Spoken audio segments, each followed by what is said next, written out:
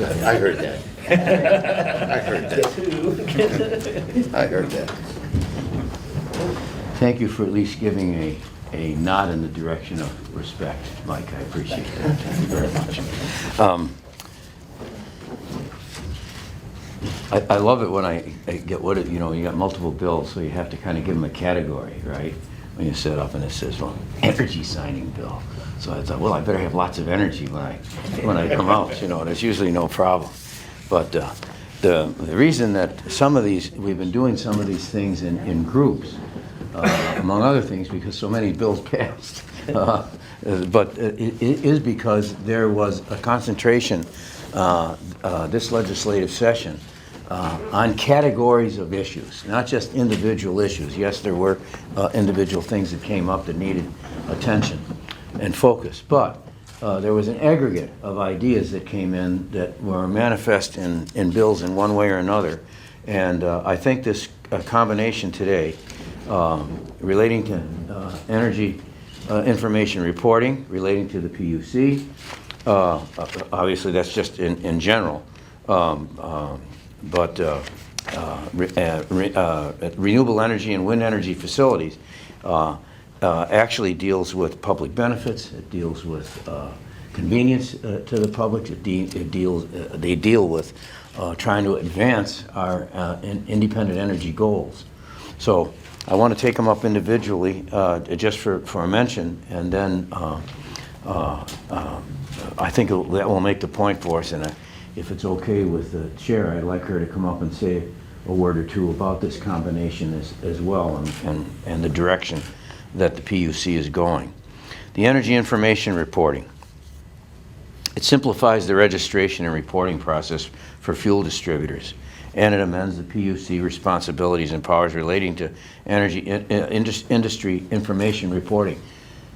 This is not just a pro forma bill. It's very, very important for us to figure out what we're doing and how far we're getting, where we need to go, and to be able to address some of the arguments that take place about whether or not you can be on the grid, off the grid, how much is going into the grid, can you get substitutions, if you will, of power from sources other than the oil refining plants and so on. This is crucial. Good information is essential information. And it allows the DBED to start synthesizing some of this information to give us give the administration a sense of direction that we can have some confidence in. Then the 1405 requires the PUC to include a summary of the power purchase agreements in effect during the fiscal year in its annual report. It's not that they're reluctant to do it, but this is, again, part of the process of rationalizing what we're doing. It expands the use of public benefits fee to support clean energy technology, demand response technology, and our energy use reduction and demand side management infrastructure. Now that's a series of observations that the general public may not have a clear understanding of. And they may have little or no understanding of what it means, but they are fundamental and crucial to whether or not we achieve energy independence. And I suspect that Mina will want to speak about that. Then wind energy facilities. Requires the wind energy facility owner to be responsible for facility decommissioning, provide evidence of financial security, establishes consumer protections while preserving the state's natural beauty through establishment of standards and assurance of adequate financial resources. These are difficult propositions when you get into renewable and alternative energy propositions. The amount of capital investment is considerable. The literal regional and geographic areas where some of these things are taking place are virginal. The technology may be well known in the abstract, but the application in any given place and time is a risky business at best.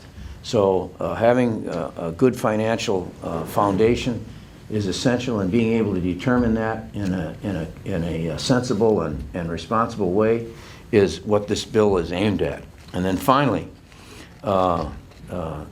This is for renters and tenants, which I think in some respects will probably be the feature, even though some of these other elements that I've mentioned are absolutely crucial to alternative renewable energy. How it hits, what does this do for me? It removes barriers for landlords to invest in renewable energy. Now, we're going to have to promote that. It's not just going to happen. We can't put it out there and expect osmosis or something to take place, and everybody will know about it. We're going to have to, we believe we're incentivizing the landlords. It allows renters and tenants to benefit from lower energy costs, and it exempts landlords and lessors who install renewable energy systems on their property and provide, sell, or transmit electricity generated by those systems for their tenants and lessees. In other words, it's covering those that are already making moves in this direction for individuals and communities. And it will obviously, I believe, have a very positive effect on future development, whether it's housing projects or development projects of one kind and another. This will be a terrific foundation and incentive, I believe, to them. And I suspect that Senator Gabbard, among others, will be highlighting this in his role as chair. I'm very pleased that all the folks who were associated with this, Chris Lee, Cindy Evans, Faye Hano, Kaniala Ng, Dee Morikawa, Scott Nishimoto, Susie Oakland, Russell Ruderman, and of course, Representative McKelvey, and Senator Gabbard, and others. It shows you the broad reach that these bills have, because these are among the principal sponsors. So, with that, I'm looking forward to doing this as a group, and I'm hoping, Mina, maybe you could come up now and say a few words and stay here, and then I'm going to invite the legislators present to come up while we do the actual signing. Great. Thank you, Governor. Oh, pleasure. Nina, please. First of all, it was sort of unprecedented this year that a lot of our bills were passed prior to the ending of the legislative session. And so the suite of packages isn't just what's here, but what was passed as early as April 19th. And it laid out some really, really important policy issues, such as grid modernization, incentives for the utilities to move forward as they transform into a new business model, the appropriate incentives for that, the right amount of regulation for our cooperative, KIUC. I mean, all of those bills were passed way early on. And again, without the help of the legislature, the key chairs, Senator Gabbard, Representative Chris Lee, Representative McKelvey, Senator Baker, Senator Ige, and Representative Luke, and their focus on these kinds of issues in realizing how important this energy transformation is to the state is really the key accomplishment here. The teamwork that went in from the administrative side as well as the legislative side, with the help of all of our stakeholders in realizing this endeavor.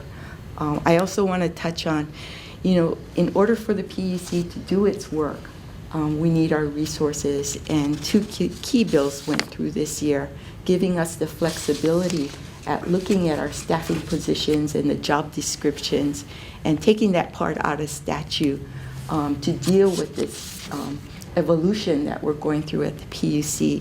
And the second thing is approving our budget as recommended by the administration to make sure that we have the appropriate staffing as well as the money for our expansion and renovation of our offices. So all of this moves towards us moving from a 20th century regulatory and utility model and bringing it into the 21st century. That's our challenge right now. And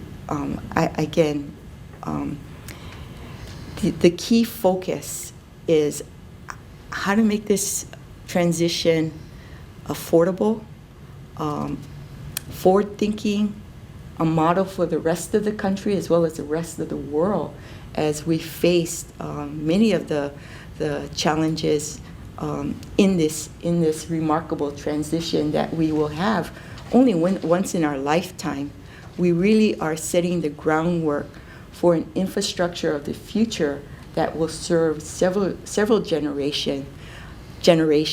And how do we do it in the most cost-effective, progressive way as we think of our children, grandchildren, future grandchildren. You know, when I first became a legislator, I didn't know what to do.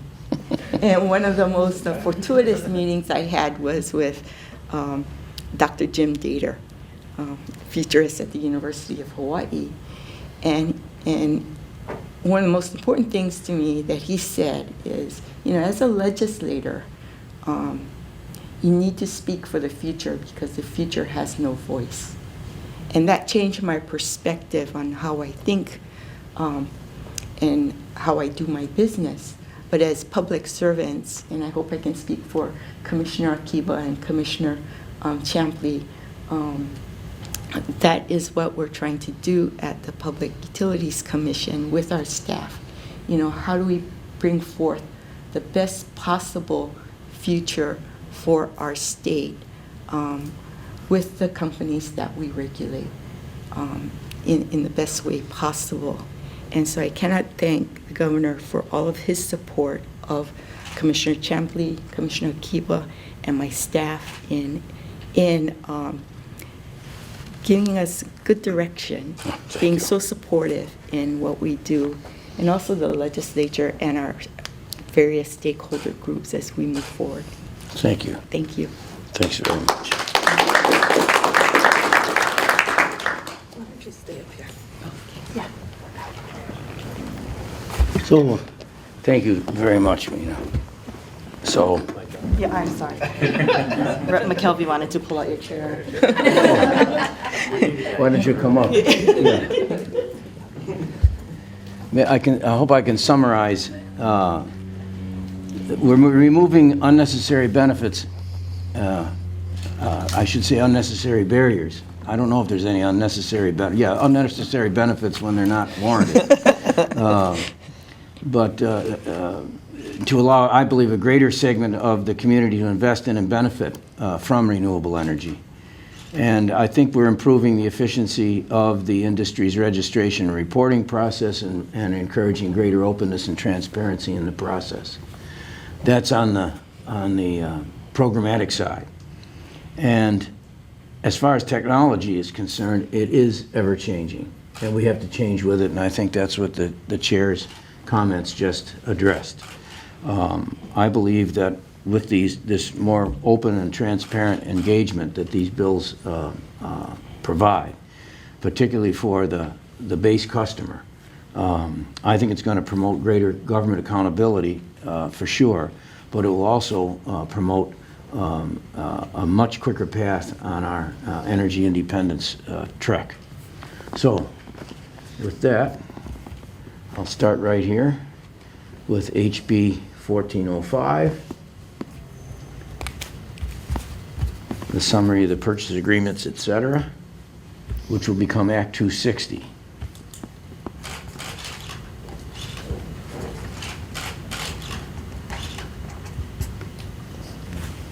That's done. And then HB 1149, which will become Act 262 on the wind energy facilities.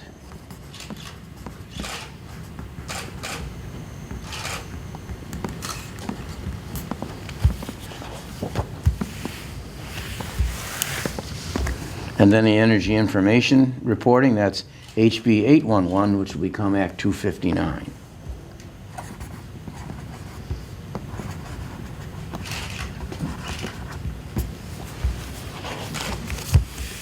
And finally, SB 19,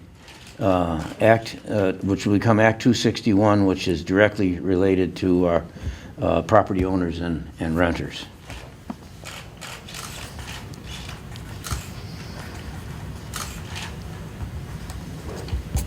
Done. Good stuff. Here you go, Michael. Thank you. There you go. Right there. Will we take a Yeah, let's- couple of pictures? Now we'll take some holy pictures Holy picture time. and, Oh, allow me. Okay. let's hold them all up, and then we'll take pictures with, various groups and individuals as you please, okay? Come on up. So you can memorialize all the work that's been done. Here we go. Oh, are we supposed to open it? Make sure I'm not holding a Senate bill. We'll put the mic Oh, here you go. underneath. You got it? I got it. Okay. That's not part of our contract. Here we go. Exactly. One, two, three. Thank you. And one right here. One.